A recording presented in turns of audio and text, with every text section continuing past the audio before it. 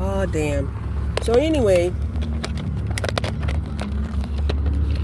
hi, welcome to my journey. My name is Cherie. It's so hot that my phone fell off of its suction. So yeah,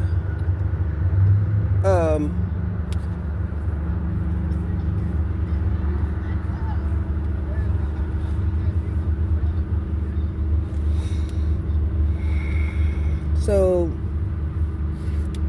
I was also watching Dee Mongo when she had went down to Venezuela, and she was, going to the waterfalls and going to the river while she was down there, and she was looking at the water down there, and she was like, what?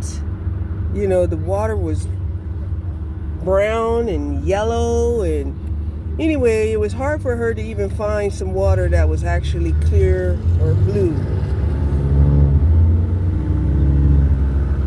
So, I was like, ooh, thank you for letting me know. Right? And that was about Venezuela, because her brother, has a baby mama. I don't know if they're married or not. They could be married, but he definitely has a baby mama who's from Venezuela. Right? Now, Dee Mongo, she showed us on camera that she got married to a Polish countryman. Okay? So, I'm going to have to take a look and see what she's been up to. She started, kind of being repetitive, as far as,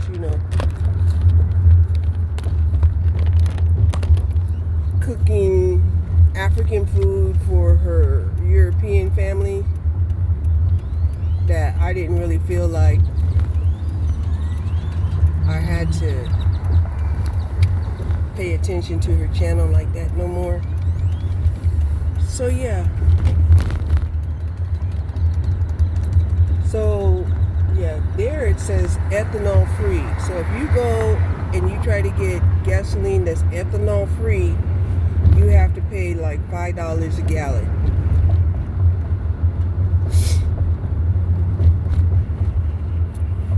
Yeah. So this is what I'm saying, right? And so the one thing that I think that they were hoping for when they let the immigrants come in, right? That the immigrants would be their new slave and do the slave labor, right? That's what they were hoping for, right? Because you're talking about unidentified people, right? They're not in the system. You can pay them what you want to pay them. They don't have any rights because they're walking around like ghosts, right? And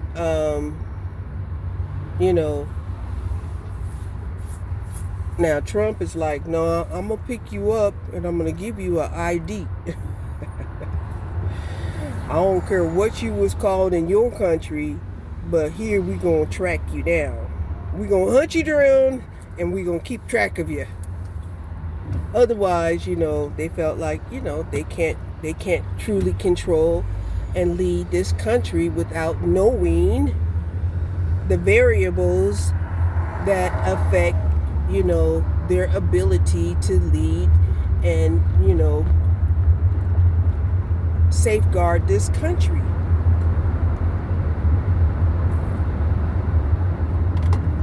Right? Just like we don't sit at our house with our doors wide open. I mean, in some neighborhoods, some of us, we may pretend like our house is open by having a storm door that locks. Or we that's shut, but could be unlocked. But no, we don't have our door just wide open. I remember back when I was growing up that a lot of times, we used to have our door wide open, right? But, people were really bold. People were really bold. They were bold enough to scare you to death when you could be in the kitchen and you hear a knock, knock, knock at your open door and somebody, starts stepping into your house trying to ask you a question and you're like, huh? What the hell? You should be waiting right there on the porch on my threshold. Do not enter my private property without my permission. Right? And some people, they're worse than that. They don't even want you on their property. That's why in California, they have fences around their property. Right? Even though you can jump over the fence, some of those fences are only 5 feet and they're like chain link fence, right? However, right, the whole point is you're not invited.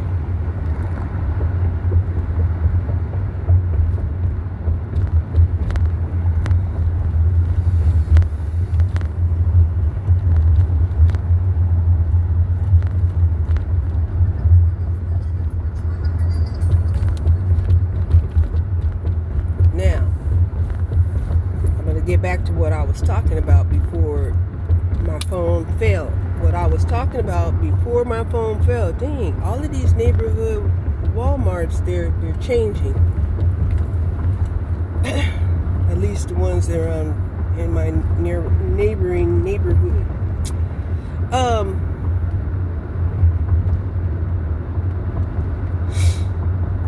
What was I saying? Yeah. Okay, so now the rich, not the wealthy, the rich want to blame the women, because they always blame women for everything. They want to blame the women for the population decrease, right? And women are like, no, we're not gonna raise these babies if you won't let us be employed, if you're not gonna give us any rights, or ability to take care of our children should the marriage go south, right?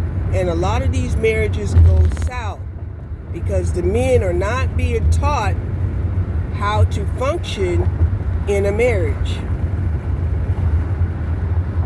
They're not. The only thing that they teach men is how to be weaponized, right? And once they're taught how to be weaponized, that's a dangerous place for a woman to be in contact with, is a man that's been taught how to be weaponized.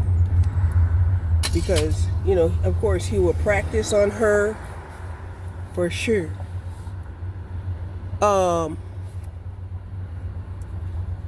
So women aren't the only ones. There are men out there, when they hear women say, look, you don't make enough money for us to have a child, right? And the song Love Child came down my feed, and sure enough, I was listening to Love Child, and sung by Diana Ross, right? And it's about where these children are being, brought into this world in poverty, right? And the ghetto is getting bad, right? And part of the reason why the ghetto is getting bad is because instead of it being a safety net, it has become a whole system of premeditated avoidance, right? So if it's a system of premeditated avoidance where you'll have these men that will have like 5 or 6 women, that all live in the projects, and that, these men had guaranteed them, a life, because they can at least qualify for welfare, right? And at one time, you could literally, stay on welfare indefinitely, right? You could stay on welfare until your last child became an adult.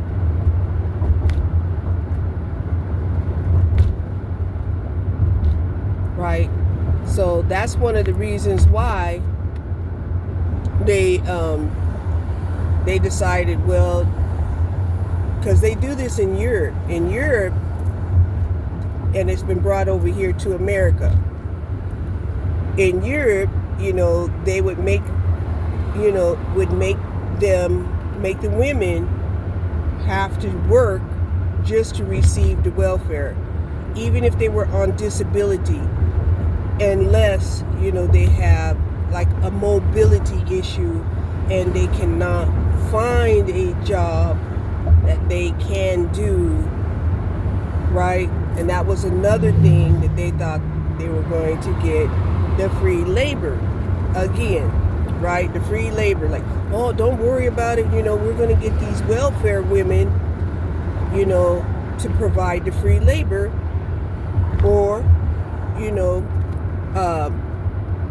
they're going to lose their benefits if they don't go and volunteer 80 hours a month.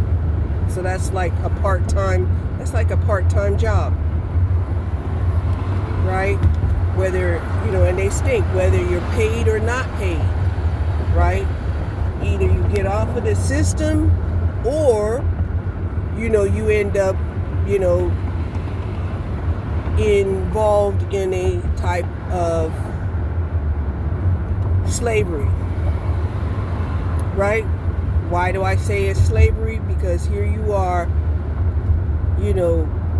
being forced to volunteer or work in order to get your benefits, meaning that if you still qualify for your benefits, right? If you still qualify for your benefits, that means you're still in poverty, even though you're working.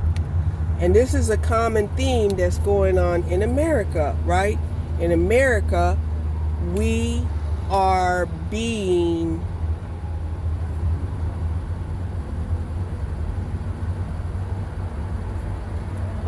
enslaved, okay? Because we're working, but it's not enough to provide us housing. It's not enough to provide us, food to eat. It's not enough, to clothe us. Now, for a while there, I was looking at, the fashion, right? And I'm like, wow, why is everybody wearing, raggedy ass jeans and t-shirts, right? I'm like, that's so labor oriented, like a uniform, right? Jeans and t-shirts is definitely like a labor uniform without it technically being a uniform.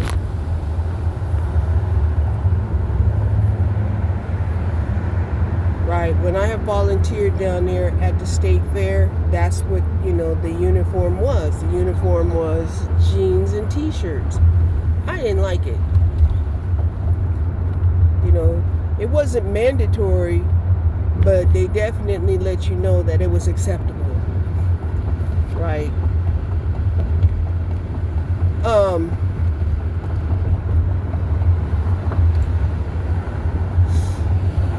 So now they're talking about,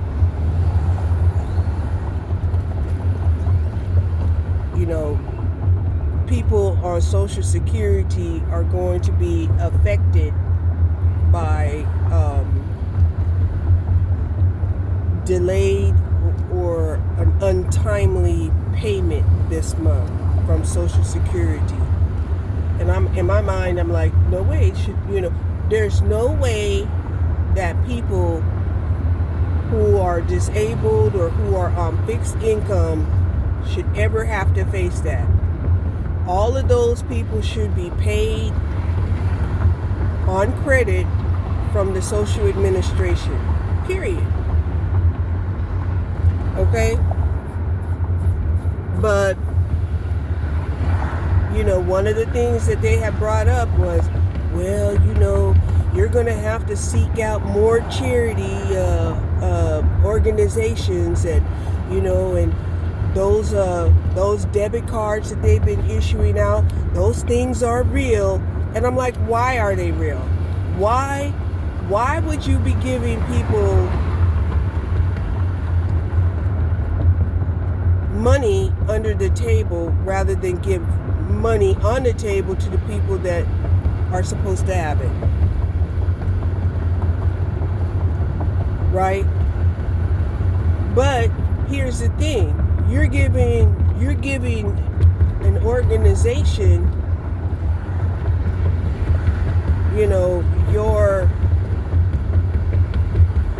your income information,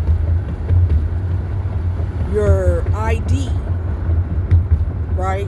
They're going to have to identify you some kind of way, right? And so, hindsight, you're not going to be able to justify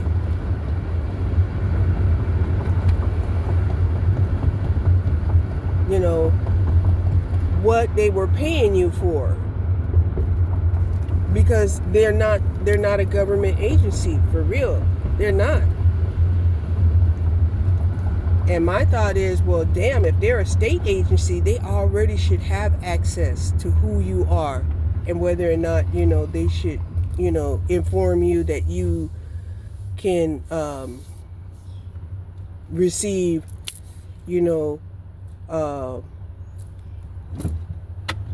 a food card,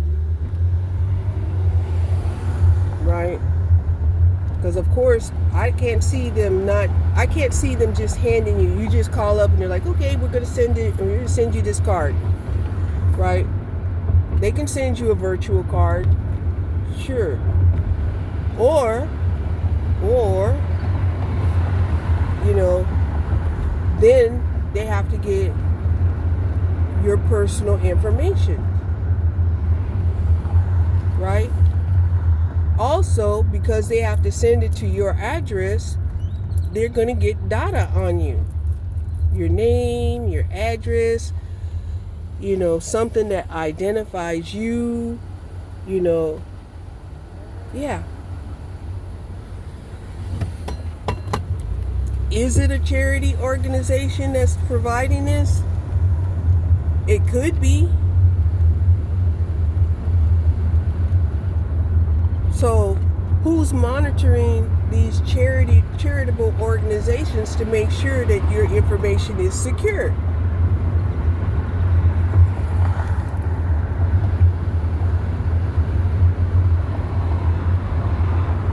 I don't think there is a law that makes sure that, information given to a charitable organization remains private and secure.